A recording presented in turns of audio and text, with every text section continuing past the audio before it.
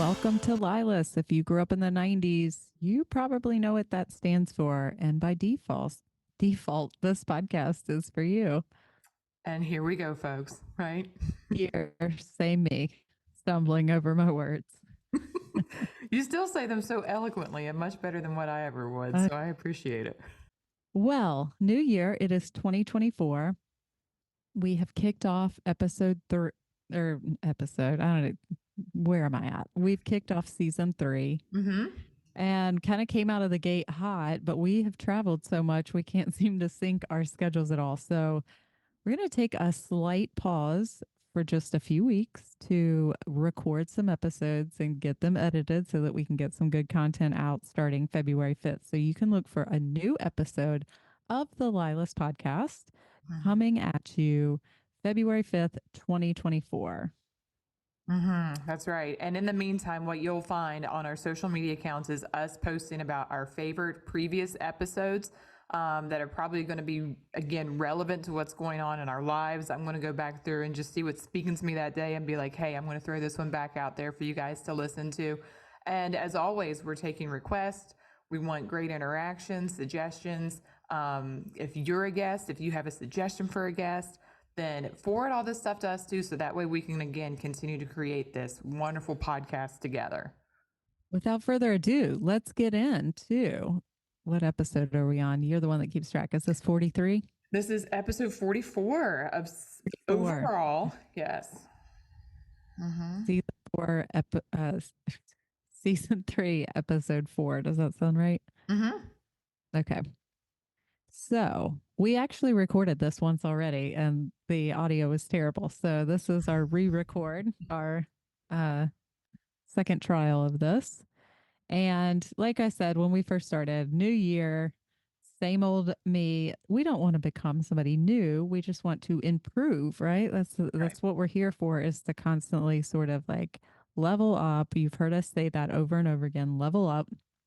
And so we're just continuing that because we started leveling up when we on our birthday. I feel like that's kind of our calendar flip, is like, okay, let's make some new goals. But really, if you've listened to this show, you know that each quarter we sit down and kind of review our goals and our progress. And so it is sort of a natural time to set some new goals for ourselves, or to really be mindful about some things that we want to improve upon.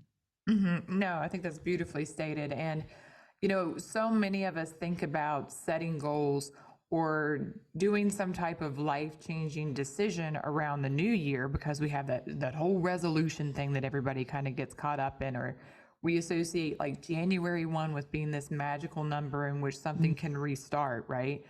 But technically, any moment can be that reset button. It can be that moment where we decide that we're going to change some aspect of our life, but for whatever reason, you know, we get caught up with it sometimes in January. Yeah, and I don't know if you felt this way, but for me, like, we were still traveling January 1. So by the time I got back and got into the swing of things and started a new job and the kids went back to school, it was January 4th and the weekend was right there. And so I had to give myself like some leniency in the, you don't have to start everything on January 1. Like for me, my restart to this year started today. I got up on time and did my daily 5 and was sitting in my desk chair ready to work by like 8:40. So, you know, I had to give myself permission to allow everyone else to go about starting their new year, whereas I wasn't quite ready. And that's okay. You know, it was like, your new year starts when it's right for you. I like to start everything on a Monday. So it just felt right to start today and move forward. Well, and that's even better too, because it's not like you just gave up on it. You know, again, whenever it comes to goals or resolutions, oftentimes if we don't follow through with whatever preset expectation that we have in our head, then we just go ahead and say the hell with it. You know, whether it's a exercise routine or a eating change, or that you want to read so many books in the new year, if you haven't done it or started it by that certain day, that often serves as the cliff to just jump off and say the hell with it. We're not going to get any of it done. Yeah, and I love how you said that at any moment you can begin again. And so I kept reminding myself, like, today could be the day that I start. When I woke up Saturday morning, I knew I wasn't going to because I had to drive to Charlotte. But the point being is, any day can be your reset. Any day, any moment, you can begin again if you don't like where you're at. And so reminding yourself of that, I was coming off of basically like a 3 week vacation, even though it wasn't all vacation, but I mean, being away from our home Mm-hmm. and, just eating all the things, drinking all the things. It's the holidays. And a lot of negative self talk was happening in my head last week. And so just reminding myself, like, you had every right to enjoy that time with your family. You had every right to enjoy that cocktail. You had every right to enjoy that beignet from the French bakery that you love, like all the things, and giving yourself permission to enjoy it and then let it go because your goals start now, and now you're going to track your progress towards your goals, whether that Mm-hmm. increasing your water, increasing your workouts, increasing your vegetables on your plate, whatever it is. Now we're going to start focusing. What's already happened is in the past, and to sit there and just let yourself go down that negative spiral is not doing anybody any good. No, it's so much wasted energy. It's wasted energy and wasted attention and time. And none of us have that extra fuel in the reserve to kind of put into negativity, I don't think. Mm-mm. It's an easy habit to absolutely kind of get stuck in, but it just does. It creates that rabbit hole and that spiral to go down. And so instead, sometimes of just going down to that dark place, I mean, I think about using that as a reassessment tool. Mm. That's a time in which I'm going to step back and reassess. Okay, I had this really great thought and well set intentions, and then X, Y, and Z occurred, and here I am. So, what Mm-hmm. do I need to do now to be more aware of X, Y, and Z, or just to kind of revamp myself so whenever these other circumstances kind of come in the way, that I'm able to maneuver more effectively through whatever the challenge might be. Yeah. So, no, I was just kind of pushing through with things. But as part of that whole thing, I think we also did, even our like own little private conversations that we kind of have with this, we said that there are just certain things that we are just saying yes and saying no to as part Yeah. of us moving forward and leveling up within our own lives. And whether you see that as resolutions or goals or whatever, or maybe just like life standards or guidelines, I just think it's something playful that I think we're thinking about and kind of working on putting into action. Would you agree? Yeah, and I think a lot of influencers, if you're on social media at all, you're seeing a lot of them saying like the ins and outs of 2024. Mm-hmm. And so it's kind of the same thing. Like, what are your hell yeses and what are your hell nos? What's completely out for you and what's in for you? And we're no different. And so, just going back to that example I just gave, like, negative self talk is a hard no for me right now. Like, I'm just not willing to put myself through one more moment of negative self talk. And that comes from just like deciding and then being really cognizant when those negative thoughts are starting to happen and say, oh, nope, I know what you are. And remember, you're a hard no for me this year. Mm-hmm. And so Mm-hmm. I think, number one, maybe that might be the number one on my list for hard no's or hell no's is just negative self talk has got to go. It is 2024. It is time to embrace the positive and say goodbye to self-criticism. Mm-hmm. Mm-hmm. No, I love that. I love that. And I mean, again, it's such an easy habit to kind of get stuck within, and then committing to that and seeing the fruits that can kind of evolve from that are just going to be Mm-hmm. very bountiful for sure. I think one thing for me that I'm committing to in 2024, I think I'm going to frame this as a yes to. I'm saying yes to more pauses instead of just this urge to just speak. Mm, love it. For me, I am very hyper verbal in a sense, and whenever I have a very strong opinion about something, or whenever I feel that there's been a wrong or something that's happened, I am most of the time 100% calm, easy, chill, like, you know what I mean? And Mm-hmm. then there's a tripwire, but the tripwire doesn't just mean like, a log's gonna like fall in front of you and you're gonna trip on it. It means like the bomb. You know what I mean, is going to go off or whatever. And so for me, I think what I'm going to be focusing on and saying yes to is more pauses. And I think Mm. that that'll look different because, again, I'm used to just, I should have been a lawyer. My husband tells me this all the time. I should not have been a psychologist. I should have been a lawyer. And he's probably right. He's probably right. Yeah. Um, but it's very easy for me to just go ahead and jump and to form a case and to kind of go down this whole litany of whatever's going on.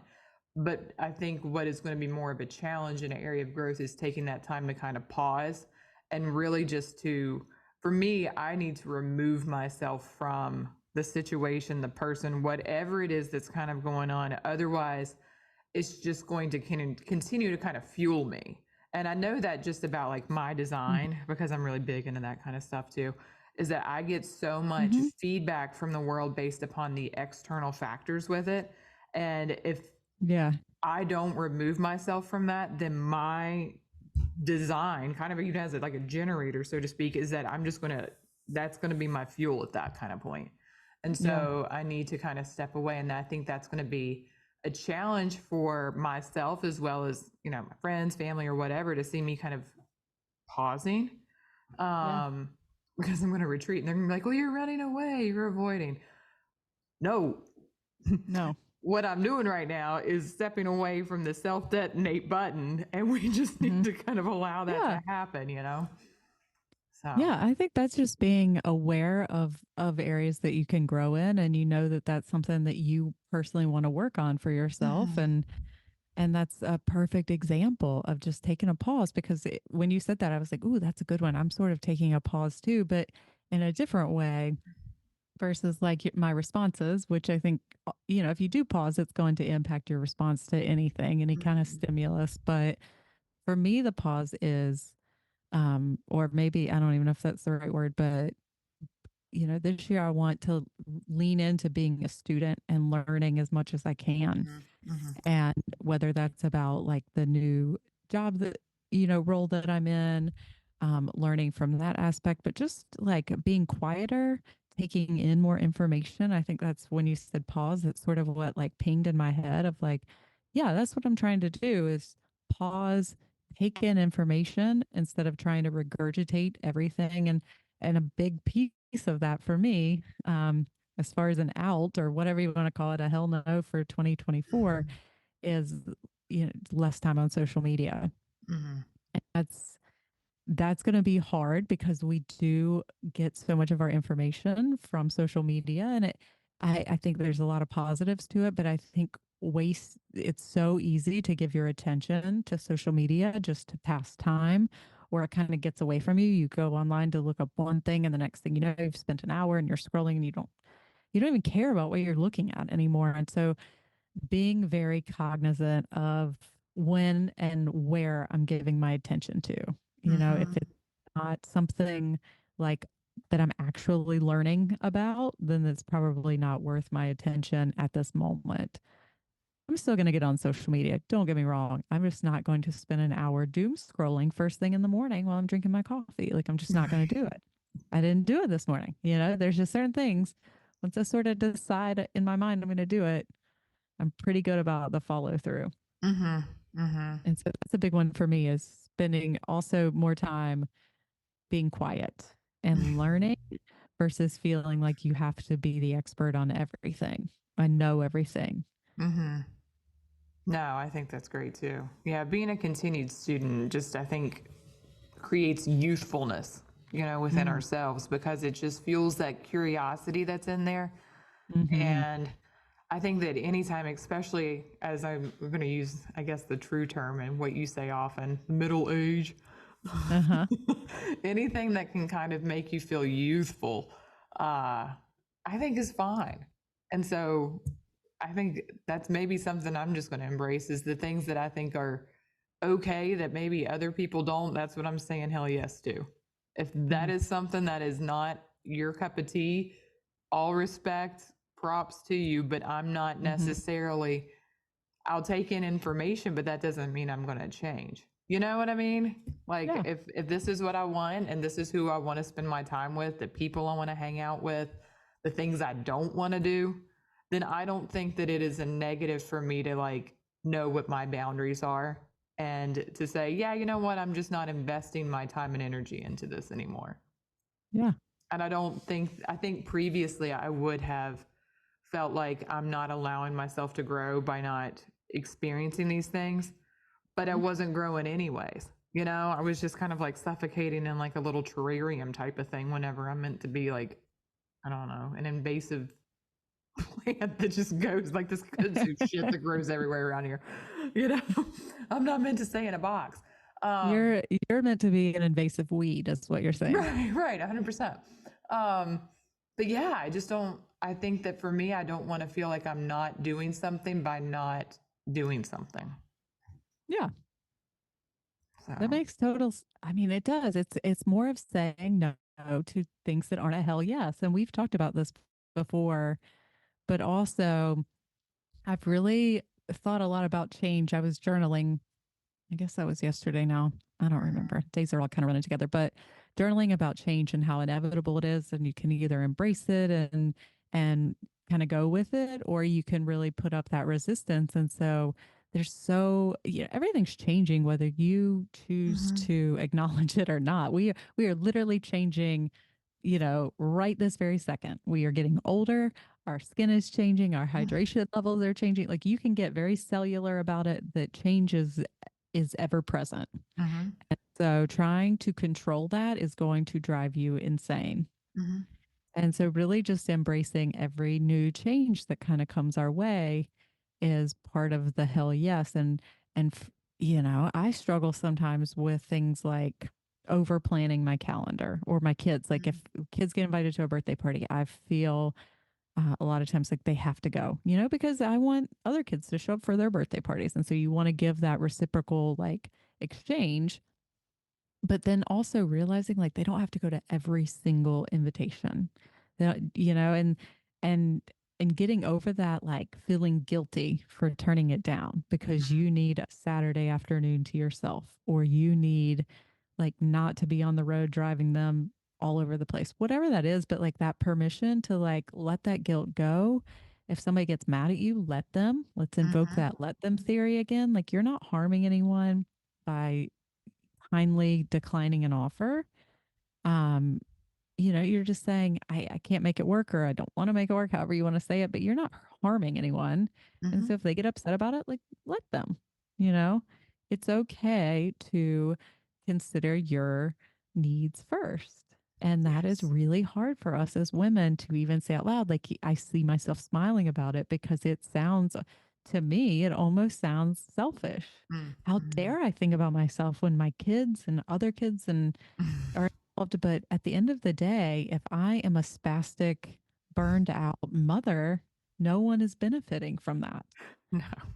If I'm pissed off because I have to drive them across town at 3 o'clock to go to a birthday party, like who really benefits from that? Mm-mm, mm-mm. Maybe the kid's birthday, who's getting the present. I don't know. But at any rate, like it is not setting us up to be our best selves. And I'm not saying decline every birthday invitation. I'm just clearly this is something that's on my agenda this week. But at any rate, it's just a good example of really thinking about your needs before just putting everything on your calendar. Yeah. So, again, in line with like rest and digest, let your body, follow that gut intuition and make decisions that are best for everyone involved. Hmm. Well, and you probably know more about this than what I do, but whenever I heard you talking about like us over planning our schedules, I mean, I guess it's our society or culture that kind of really enforces, we have to get kids involved in everything and they have to be on the travel team. They have to do this, they have to do that. Um, but more and more research, I think, is even coming out that show that kids are not benefiting from us over planning their lives. So we No. may think that we're doing the right thing, but that's just because we're looking off of other parents instead of looking into ourselves and looking into our own families and into our own kids' happiness. Like Mm-hmm. there's just so much coming out about, us over planning, us trying to take control over their happiness, which we talked about before on this podcast, that us saying no to those things is setting up those good, healthy boundaries and examples for them to then know that they don't have to feel guilt or obligated to participate in something that they just don't want to. I mean, that's a Yep. good internal alarm system that we were born with that for whatever reason we're now suppressing because we don't want to look a certain way to a certain group of people. Yeah. That's that shouldn't be how things work. That's not how we're made. Or sometimes you just don't want to miss out on something. You're like, Mhm. what, because maybe it's not a birthday party. Maybe it's like a get together with your girlfriends or a spa weekend. If it is not a hell yes, if that's not your initial reaction, if there's something else, twinging in the back of your brain, like, hey, this is going to be hard for me to keep all these balls in there. I've got all these other things going on. Then maybe it's a no, it may, or feeling okay and saying no to things that it's not a hell yes. I don't know how else to say that because I've had so many of these things pop up lately. And if I'm having any kind of hesitation, I'm like, all right, let's sit with that for a minute. Yeah. Why am I hesitating? Because most of the time, if it's a hell yes, it like I can't type it fast enough, or like yes, I, we're there. Count us in. Do the yeah. But if it's not, like sit with that hesitation for a minute and then decide: is this really in the best interest of all people involved? Yeah. No, I think that's a perfect thing. Yeah, I think that whenever we know that yes, it's because our gut, our intuition is screaming at us to jump and to do it, you know.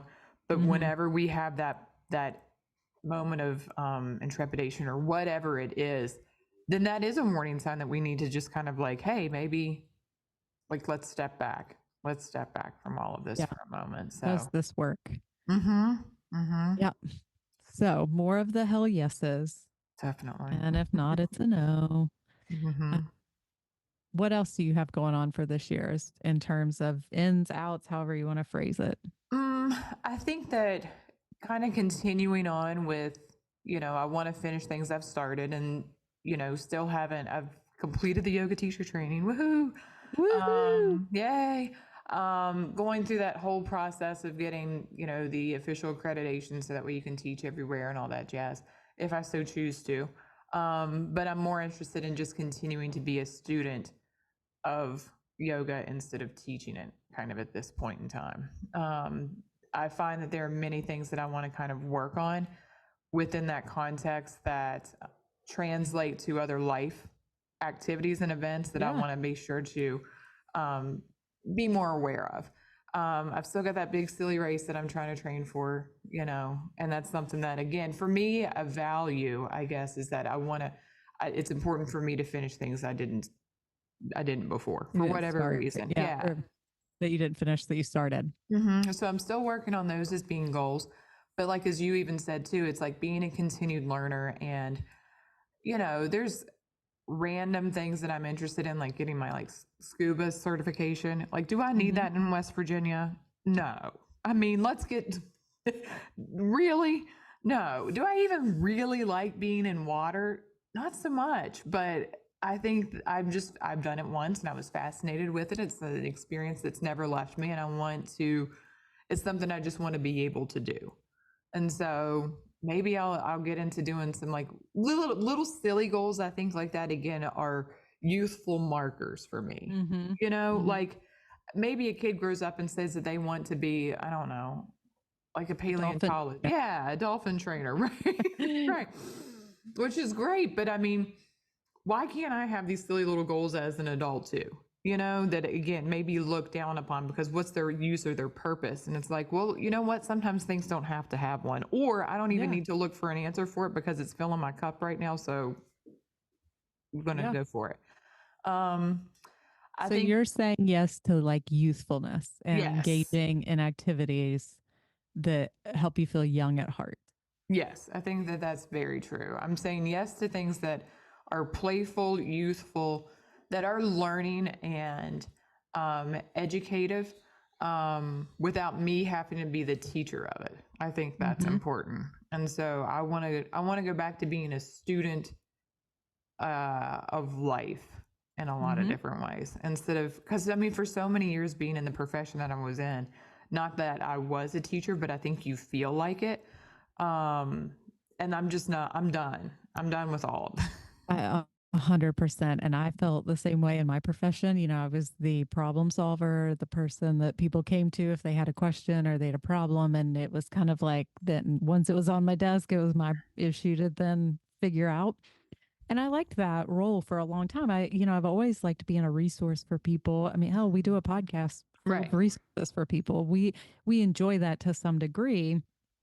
However, it gets old and you can only answer the same questions or figure out the same types of problems so many times before you're like, I'm kind of just over this Mm-hmm. and want to try something new. So with this new job that I started, I very much feel out of my comfort zone. I feel, like I have no idea what I'm doing. Uh, Everyone is way smarter than me. And that first day, I'm like taking note after note in these Zoom calls and trying to figure out. I'm like, oh, I need to look this up. I don't remember what this acronym stands for. And then finally, I just had to have like a moment with myself of like, they already know all this shit. Like, why do I need to know it too? Like, why don't Mm-hmm. I find my role that fits within this because they are the experts. These my colleagues are the experts that like I am never going to know what they know. They've spent many more years just devouring research and practice and trainings and like I just had to tell myself like let that be them.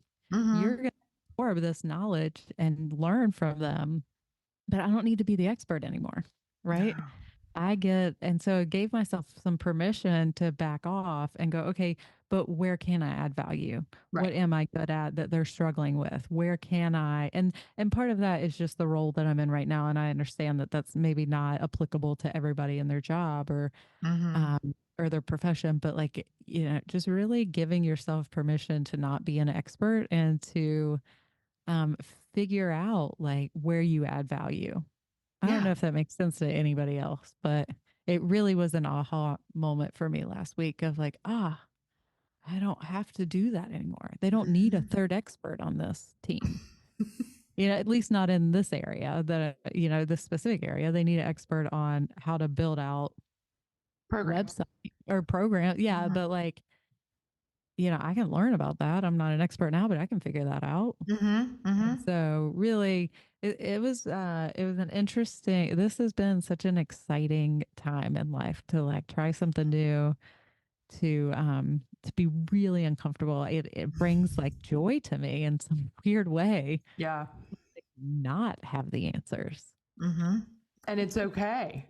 And it's okay to be like, I don't know what that means. And I'm not even going to pretend. I mean, most of these people are like nationally recognized educators with lots of credentials. And I'm like, Right. I'm not going to pretend to know the things that you know, but I'll sit here and absorb your knowledge. And if somebody asks me later, I might be able to give them a snippet. But Yeah. I don't know, Which is just a perfect. really exciting time, which I think is also just reinforced in me how important it is to get outside your comfort zone, whatever it is, Mm-hmm. whether it's taking a yoga training, scuba diving, like you said, Mm-hmm. it scares the hell out of you. Like maybe that's a great thing for you to try because you're scared of it and you're not really scared of a lot of things. No, And no. so pushing that envelope a little bit and doing the things Mm-hmm. scare the crap out of you because we are ultimately the models for our children and they're watching us do these things and they're like, oh, and I'm using the language in front of them. I'm really nervous. This scares me. Yeah. I don't know what I'm doing. I don't feel as smart as everyone. Like I'm saying these things out loud so that they can watch me move through this process and as Mm-hmm. well as an example. Mm-hmm. Yeah. And I think that that's a real big thing too, is just being aware of that language and its impact, Mm-hmm. and framing it in a way that is presents it maybe as a challenge with the message that you will also overcome. Right. Yeah, just because you say I'm nervous or I'm anxious about something, you don't stop there. Like Right. it, It's a feeling. right? It doesn't mean it's true. Uh, Just Definitely. because I feel less smart than the people I'm conversing with on a daily basis doesn't mean I am. Mm-mm. It just means I feel that way. And so that's such a great point. Like it's just a feeling. Mm-hmm.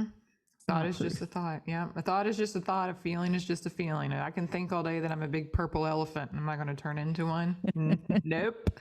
I can certainly feel like a big purple elephant, but does that mean that I'm going to turn into one? Nope. But for whatever reason, we do take those words around and then make them our self identity. Yeah. And it just doesn't work that way. But I do think that it is important if we say those words that we then, again, frame it to the point that I can feel this way and overcome. And so if I say that to, one of the kids about something or whatever, I'm going to say, and I'm going to do it anyways because it'll make me stronger. I'm not just Mhm. going to leave them with a negative emotion attached to an activity, because at that point I've then labeled that activity, no matter what it is, no matter how much they Mhm. were looking forward to it or whatever else, as now Yeah. being a potential negative. And that's not okay, No. unless they're about ready to catch the house on fire. You know what I mean? I'm not going to sit there and be like attaching that to something. So, No, and that fits in so much to that negative self-talk and how you mm-hmm. can easily talk yourself out of something if you're not careful of identifying it as just a feeling or a thought, Yeah. um, you can really spiral pretty quickly. And so, again, it's just being more cognizant of the thoughts that we think and the feelings that we feel, and Mm-hmm. sort of um, just being aware of it and then not letting it drive your your day and your actions. That's probably the biggest thing, not letting it drive your actions. And I have always been a cognitive behaviorist. I've always believed that Mm-hmm. what you think is how the body performs, right? It's your behavior. And so if you want to have positive behaviors, you've got to think positive thoughts. And so I've really um, sort of honed in on that this year of like, okay, let's live this. Yeah. If this is what you believe, then let's live it. Of you can control your thoughts. I mean, I feel like I'm a 5'10" supermodel. And then I look in the mirror and I'm 5'2" on a good day. Like it's a change, regardless of what I look like in my head. And Yeah. but that's okay. What am I doing, you know, to improve myself despite not being a 5'10" supermodel? I'm gonna do Pilates every day and hope to hell that it stretches me out to 5'2" and a half. Like meet yourself where you're at. That's right. That's right. And as part of that, just allowing that, even as we kind of talked about it in the fork of the road, which was episode 2 of the season, your intuition and your gut is different than a feeling. It is a knowing. And Yeah. so just to kind of differentiate those things, and whenever we say that we're saying yes and saying no to things in 2024, it's because we have a knowing within Yeah. ourselves that this is something we do or do not want to continue engaging in. And so it Mhm. differentiates that from that other kind of standpoint, but it also gives us power Mm. to be Mhm. able to move freely within our life and within our decisions, relationships, or whatever that may kind of turn to. So, Yes. harnessing Yeah. the power. It is, and not giving your power away. I think Mm-hmm. that's something that we always struggle with. You don't even realize it sometimes when you're giving your power to other people.